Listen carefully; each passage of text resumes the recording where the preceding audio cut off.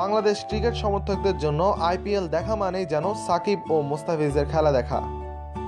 খানিকটা ফর্ম হারানো মুস্তাফিজকে দলে না নেওয়ায় সানরাইজার্স হায়দ্রাবাদ খুব একটা তোপের মুখে না পড়লেও বিশ্বসেরা অলরাউন্ডার সাকিব আল হাসানকে ক্রমেই উপেক্ষা করায় কেকেআর খানিকটা প্রশ্নবিদ্ধ হচ্ছে। আইপিএলে কলকাতায় প্রথম ম্যাচ খেলার সুযোগ ছিল না সাকিবের। জাতীয় দলের হয়ে শ্রীলঙ্কা সফরে ব্যস্ত ছিলেন তখন। এরপর থেকে কলকাতার স্কোয়াডে আছেন, কিন্তু পরের 3 ম্যাচে উপেক্ষিত ছিলেন সাকিব। আজ দিল্লি ডেয়ারডেভিলসের বিপক্ষেও ভাগ্য বদলায়নি তার।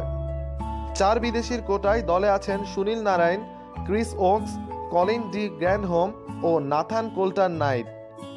ইউসুফ পাঠান ও গ্র্যান্ডহোম হঠাৎ করে অলরাউন্ডার বনে যাওয়ায় নারায়ণের পজিশনে সাকিবের অবস্থান এমনিতেও দুর্বল হয়ে গেছে দলে। কলকাতাও আইপিএলে ভালো অবস্থানে আছে, তাই এবারের আইপিএলটা সাকিব আল হাসানের জন্য অখণ্ড অবসর এনে দিচ্ছে। কলকাতা নাইট রাইডার্সে একের পর এক ম্যাচ খেলা হচ্ছে, কিন্তু দলে জায়গা হচ্ছে না বিশ্বসেরা অলরাউন্ডারের। সাকিব কেকেআরের ফ্যানরা তাই আশা করতেই পারে কেকেআরের একটি হারের।